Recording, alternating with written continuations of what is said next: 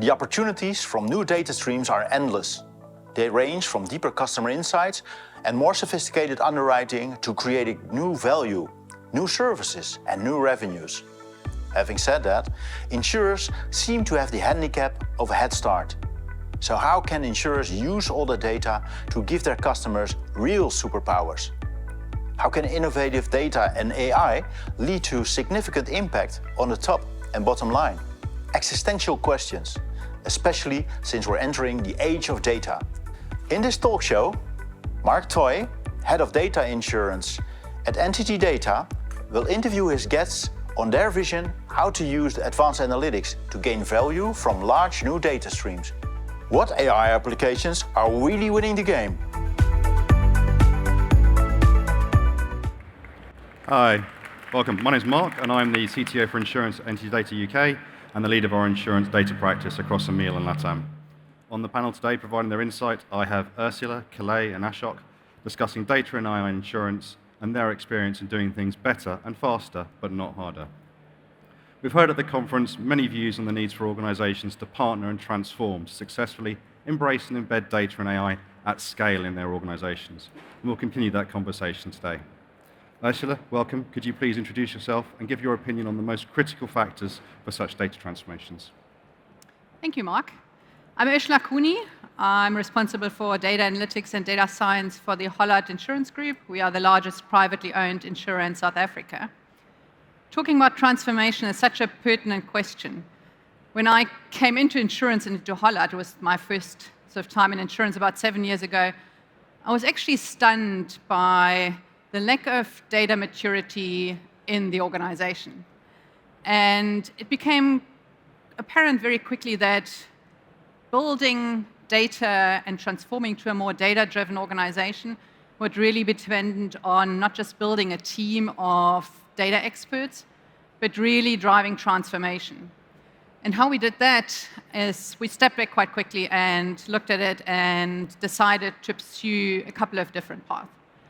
One, and that might sound a bit astounding, we focused on recruitment actually first. Because what we realized was that the churn in the organization was between 20 and 30% depending on what area we're looking at. And the opportunity with that to drive change in the organization, theoretically in 3 to 5 years we could replace everybody in the organization. That obviously is theoretical. So we actually focused on recruiting different people into the organization. And that went beyond data and analytics, really into areas of operations, of finance, of HR. And we defined very clearly what skills we were looking for. They were different from what we used to do. So we looked for problem-solving skills, for people who had a passion to understand business, to question business, but also the ability to actually drive technical change. And that was one thing that we then drove. We brought a lot of engineers in. Before that, it was always we needed people with insurance expertise. They needed 10, 20, the more years in insurance, the better. We changed this, and that has been one lever that we pulled. The second one, I think I heard this in an earlier discussion, was make sure you have the support from the top.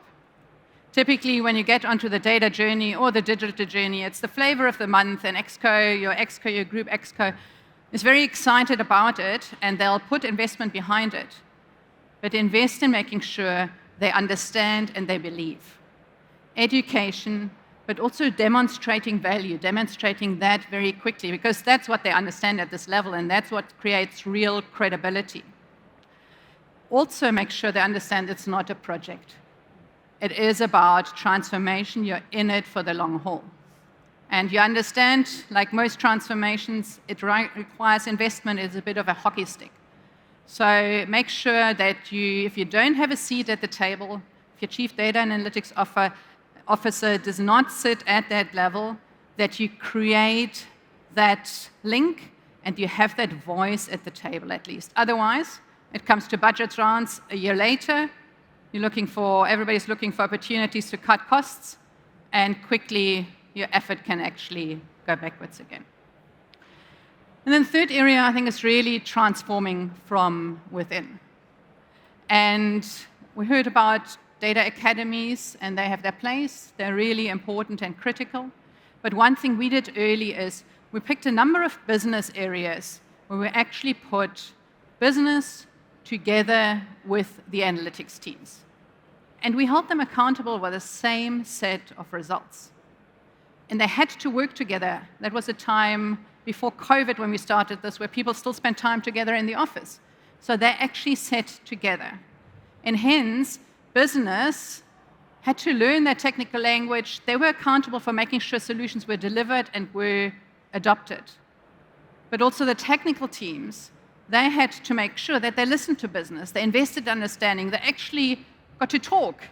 People in the technical areas don't always like to talk to people. So that's the environment we created. And solutions were developed, they landed, they had to be adopted. Claims fraud is a good example. And the business struggled to adopt them. But all of a sudden they realized, wow, there were actually claims flagged, which they would never have discovered, and they actually identified fraud through that. But on the other hand, they also realized there were so many claims that were flagged that they didn't have sufficient capacity to actually investigate them all. And that was feedback that came back to the team. It was actually more than that. It was data that was created, because they were actually focused on making sure that all of their experience was documented. So new data came back to the data team, which allowed them to actually develop better and more sophisticated models, which sloped fraud risk a lot better. So I think those were the three levers that we pulled quite early, realizing that transformation wasn't about building a data analytics team. It was really much deeper than that. So that's a broad topic, and I know some companies in the room that are here today are only just starting their journey in terms of how they're going to embrace AI. So what advice would you give to those starting to approach AI today in today's market? I think my advice, would still be very similar. If you start this journey, that was your question? Yeah. Yeah. If you start this journey, I think I'd still say make sure you really understand where you are and what it takes to transform. Make sure that at all the levers from top to middle to bottom, from business to technical. The other area I think which is quite important is one of understanding where you can pull in on help externally. I think we heard earlier, in a discussion earlier, that building data analytics would always be done, or the opinion there was that it should be done from within. I absolutely agree with that. I don't think you can outsource this, but there is a role to play for external help, which just helps to accelerate some of the solutions, some of the changes. And I think really invest over and above building your internal capabilities and integrating them with business. Invest in understanding where you want to look for external help, and ensure that you build up sort of that understanding of who is out there and build those relationships. I think we all know, I get probably 50 emails every day of people trying to sell me solutions. I don't even have time to look at them all. So I think be deliberate in understanding where you also want to partner externally, and make sure that you keep that understanding and that knowledge up to date as well. Some of those partners sort of show a solution that's sort of once and done. So do you have any thoughts on how AI evolves and moves forward? Yeah, good point. I think I said earlier, data analytics is not a project. You're in it for the long haul. It really is transformation. And I think that applies to any solution that you deliver into a business, whether it's developed internally or whether you partner with an insurtech. There are a lot of them obviously here in those days. And it is a journey. You have a start, you implement, and you learn, you refine. In this process, you tend to create a lot of data, which should really help you become better at leveraging those solutions. Excellent. Thank you very much, Ursula. Kalei, welcome. If you wouldn't mind introducing yourself. Sure. My name is Kalei Natarajan, and today I sit here as a consultant and not aligned to any insurance company. But I have the benefit of having worked in 2 insurance companies, driving their innovation transformation as well as a digital solutions portfolio. I've built ecosystems and come from Asia Pacific, so that's the perspective I'm going to share. Perfect. Thank you very much for joining us today. I'd like to ask you about your experience with AI, specifically in the Asia-Pac markets you've worked in, and any specific challenges you've experienced in those spaces. Okay, AI in the Asia-Pacific market, I think it was a buzzword about 6 years ago. And it was a buzzword to the point where it was essentially a hammer looking for a nail. And there's nothing wrong with that, provided you have found the right nail and you really understand what the nail is actually meant to do. So what I'm talking about here is a problem definition. So my first encounter with AI in the insurance space was with the IBM Watson. It was a very big, hairy machine that somebody had convinced somebody within the organization to purchase. And the use case that they were deploying this solution for was very simple.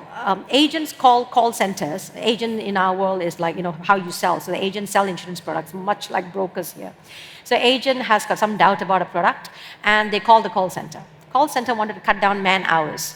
So what they decided was to use the IBM machine to train it to give information to the agent when they have questions about a new product and service and how to sell it, or they've got some question around regulation. Now, the challenge with a use case that was just fairly simplistic is that because they invested so much money in that machine that they decided to throw that machine at every problem. So yes, deciding to reduce man hours was one problem they decided to solve. The other problem was shortlisting candidates for HR, predicting how much money I'm going to make by the end of the month, because that's what the agents cared about. So the use cases started becoming very frivolous. So the buzzword started to lose its buzz fairly quickly, because the real use cases were not really impacting business and customers in the manner that it should have. The other buzzword at the time, which still continues, is data scientists. So what we did was to go out and hire the best data scientists that we could find and brought them into the organization. And data scientists initially came in with a lot of excitement, because insurance companies, we sit on a lot of data at underwriting stage, at claim stage. So the data scientists were excited to be working with us, but what they didn't realize was the state that our data warehouses was in, if we even had one. To your point earlier, the data maturity was lacking. It's still lacking by far and large. So a good data scientist will spend the first 24 months of his life cleaning up what was in the data warehouse before he can start rationalizing what to do with it.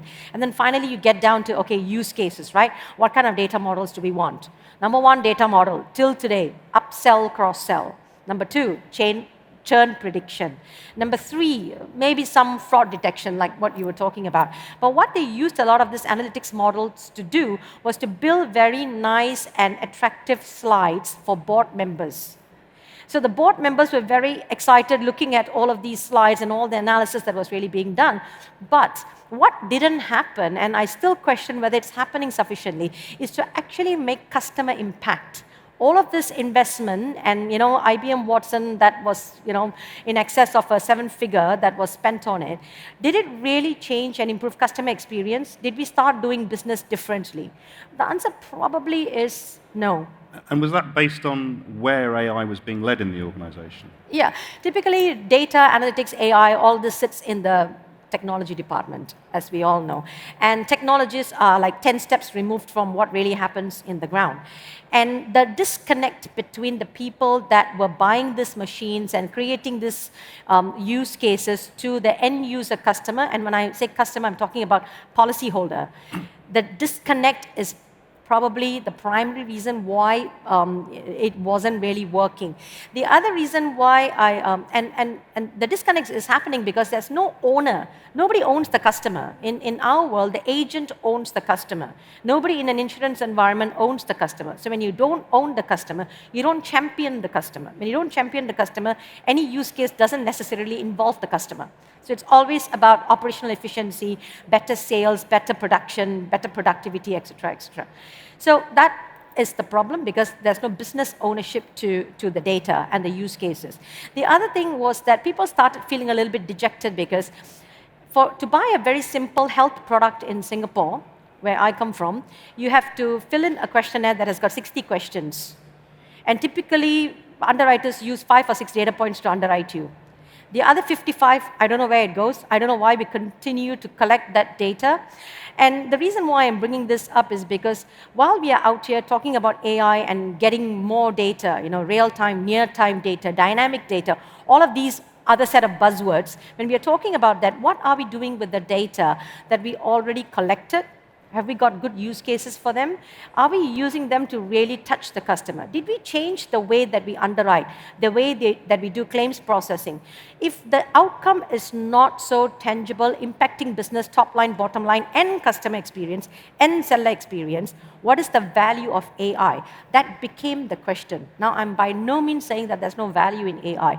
I think we should stop looking at a nail to hit and start taking a step back to say, why do we need this data and how can we make this a good customer experience? Because at the end of the day, that's what matters most, and that's what probably doesn't get addressed sufficiently. So just sort of refining that, I mean, we've talked about the criticality in several sessions of data to power your AI models, and you've talked about the challenges of over-collecting, under-managing data in the Asia-Pac region from assurance. So what are your thoughts on where the data should be sourced and how you need to manage it? Well, the data comes from, fundamentally, the data comes from the customer. So today we have many ways of getting data. So one of the very common ways of getting data is third-party data. Then we start actually pulling the third-party data, the data that we already have, and other data sources which I'll come to shortly. We start to augment the customer. So good customer augmentation primarily means that you get a 360 view of the customer. So even if you want to sell something to the customer, which seems to be the be-all and end-all, you probably will do a better, more accurate sale. But more importantly, that customer augmentation, if it actually gets into the hands of the right agent, it actually promotes conversation. And the conversation is where the customer starts to feel involved in the process of actually purchasing insurance. So that is a use case that needs to be seriously considered.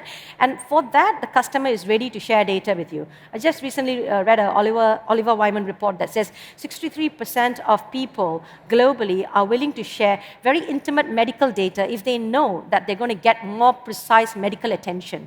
So if you're getting something in return, I'm ready to share the data, and I'm ready to give you the right permission to access the data for the outcome that I'm really looking for. So data sources today, I mean, I was talking to the guys in Garmin. You can know anything about me by just my wearing a piece of equipment on my wrist, and you getting my permission to use that data for a certain output or an outcome that I'm interested in. So those data sources are actually available widely. Now, the difference I feel about, I'm not a PNC expert, but I have colleagues in the PNC space. What kind of is missing in the PNC space is good data. In life and health, data is available, and the customer is ready to give you the data. But what are we using the data for is the question. Number one, can you give better outcomes to the customer? By outcomes, I'm talking about health outcomes. If you collect 60 data points from me, give me a health outcome that is beneficial to me. That could be preventative healthcare management, early detection, intervention, disease management. These are outcomes that a customer who is buying health insurance and thinking about health would want for themselves. This takes time, but we need to develop the patience to have that time to use the data in a manner that is going to benefit the customer. Number two is product innovation. So where is the product innovation with all this data that is coming through? In Asia, I could actually be talking, the other buzzword that I forgot to mention is segment of one. And we talk about how I can bring you down to exactly what you require versus what you require versus what you require. So segment of one is a buzzword, but the product that I'm using to address the segment of one is fairly standard. It's still off the shelf. So with all that information that I'm collecting from you, I am not really delving into product innovation. I'm giving you what I already have on the shelf. I just make it seem like it is customized for you. So the customer today is smart enough to know what you're doing, and at some point, this data will stop flowing through. Because if I'm not benefiting, I'm not ready to share my data with you, then all of us are in trouble. So that's basically how we talk about data sources. I think we really need to talk about data use cases. Set out with the right use case in mind. Set out with the right intent before you start collecting data. And when you do that, the data you're collecting, you know exactly what you're going to do with it. You would have obtained the right permission and the right consent from the customer. And when you do use the data to develop value for the customer, you have a much better digital and personal relationship with the customer. This is the piece that I feel is missing in the industry. Okay, thank you very much, Kalei. Ashok, thank you for your patience. Would you please introduce yourself? Oh, hi. I'm Ashok. I look after innovation data analytics for AXA XL. And for those of you who don't know, AXA XL is the commercial insurance arm of the AXA Group. Ashok, we've heard about the importance of customer focus, both on stage here today and across the conference. But how do you see insurance evolving and data and AI's part in that over the next few years? It's a great question, Mark. And from our perspective, from a commercial P&C perspective, the first and foremost thing we are looking at is the risks are evolving. The nature of risk is completely changing. So I think cyber is a great example. I saw so many of our startup partners outside were kind of looking at different ways to solve for the cyber challenge because it is definitely evolving. Nobody has the perfect answer today. Similarly, when you look at, let's say, energy transition, a lot of our clients talk to us about energy transition and how do we support the transition. And again, there is so many moving parts in this one. And again, you can think about things like autonomous vehicles, and I can give you a long list of these new risks which are emerging. And when we talk about these new risks, we need to think differently about how do we solve for these risks? How do we ensure that our clients are kind of supported as they kind of go through and tackle these challenges? And for that, our belief is that innovation is the absolute core for it because you need to start thinking differently about how do we solve for that. And again, it's not just the new risk, even for the legacy risk. Let's say when I say legacy, property is probably one of the kind of historical ones. And even when you think about how do you insure a property, the data points that you look at and how you kind of underwrite and evaluate a risk, it's changing all the time. And that is also where the kind of power of data and analytics comes into picture. Okay. You clearly see data and AI as a positive impact. So sort of repeating the questions from earlier, what do you think insurers need to do today to be ready to take advantage of this if they want to do it at scale? I mean, I would actually almost say there are two parts to it. One is, let's say, the technology side of things, but even more important is the human side of things. So from a technology side, of course, and you probably would hear it from me enough times and probably would have heard enough from everybody else speaking about the impact which AI is having and will have. That to me is like a massive, massive driver. And I don't think it's dramatic if I say, to me, AI is at an inflection point, which is very similar to maybe in the early 90s when internet started to really take off, or probably in 2007 when we had the first iPhone. I do think and strongly believe that we are at that kind of an inflection point with AI today. That's on the technology side. The people side of things, again, I think across the insurance value chain, we have got some great people, whether it's kind of within an insurance company or with vendor partners and all of that. But how do we kind of help them and augment and complement them with the technology? And that's going to be a very, very interesting piece because people have gained expertise over a long period of time. And suddenly when we have a technology which can fundamentally reshape how they do their job, it's going to kind of take a little bit of learning and unlearning, and that's going to be the interesting bit. Okay. So you've obviously been on a journey over the last few years at AXA. What have been the biggest focus areas or challenges you've had to overcome to date?